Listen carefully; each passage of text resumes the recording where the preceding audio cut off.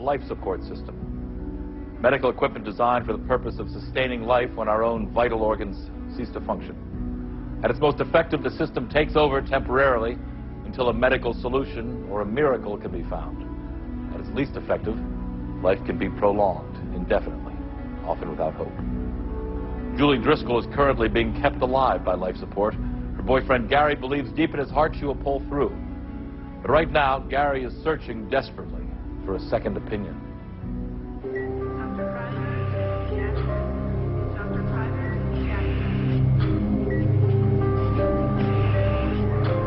My girlfriend, Julie, had been in a coma for the past 7 months. While driving, her head hit the windshield after she was broadsided by a pickup truck. Julie never regained consciousness, but she was alive, so the doctors put her on life support. She was on her way to meet me. We were going to go to a movie.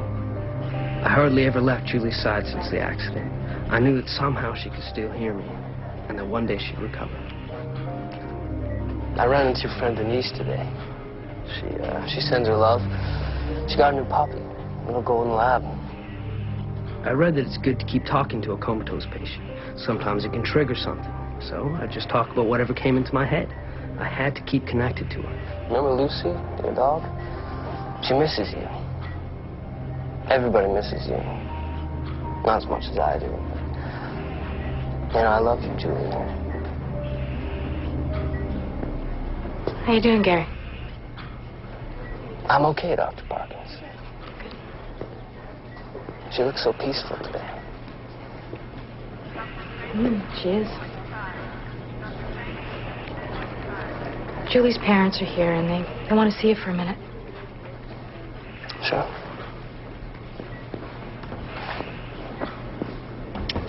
I'll be back.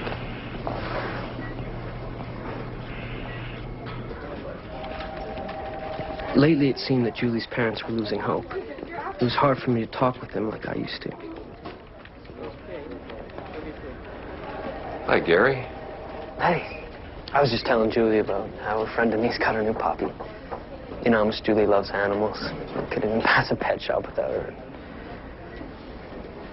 I'm sorry, Mrs. Driscoll. I didn't mean to upset you. Gary, I know it's hard, but it's time for us to face reality. It's been 7 months, and Julie shows no sign of coming out of the coma. You know we've consulted several specialists, and the consensus is that Julie's condition is irreversible. No, it's not. I don't believe that. Gary, we know how much you love her. We all do. But it's time to let her go. We've decided to disconnect Julie's life support. No, you can't do that. She can come out of this. I know she can. The insurance has run out. But it's not about the insurance. If Julie had just shown one sign of coming out of the coma, we'd keep her on life support. Julie wouldn't want to go on this way. You know that. Look, just give me one more day, okay? I just want to talk to her. I know she can hear me. Please, just one more day.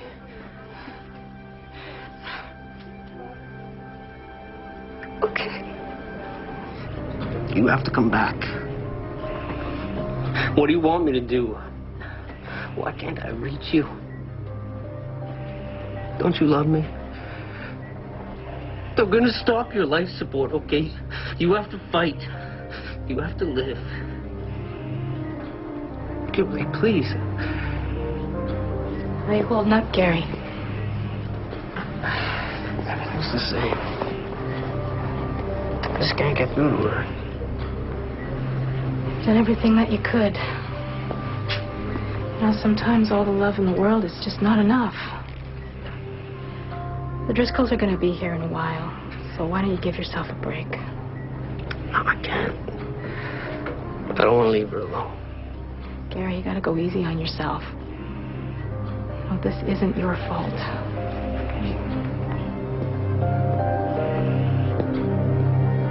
I didn't know how I was going to live without Julie. I never let myself think about it. It's so hard, Julie. I knew there were no more options, but I just couldn't accept letting her go. I was finally ready to admit it was hopeless. And then... Gary. Julie, I heard you. No, I didn't imagine that was you. It was your voice. Julie, say something to me. Say something again. Please. I hear you, Gary. I hear you too, Julie. I hear you. I can move. Look, you can't pull life support. She can move. Julie can move. You actually saw her move? No. She told me she could move. She spoke? Well, not exactly. Look, I know this is going to sound crazy, but Julie spoke to me telepathically.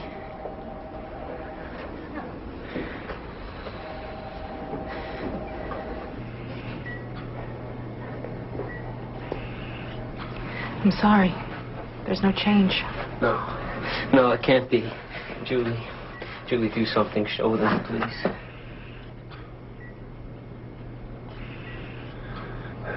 Go ahead, Dr. Parkins. No, don't do this. Let her go, Gary, please. Gary, look at my hand. Her hand. Look at her hand. Oh, Gary, please stop. Just... Oh, my God. Oh, my God, Bill. Look at her hand. It's moving.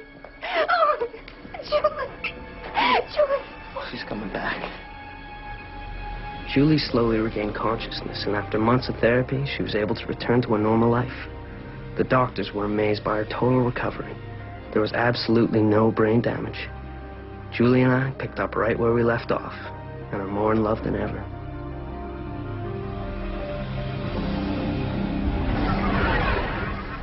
Did Julie and Gary actually communicate telepathically? Or did Gary's sleep deprivation cause him to imagine that he heard Julie's voice? If so, then why did Julie's hand move exactly when Gary heard her voice? Was that just coincidence?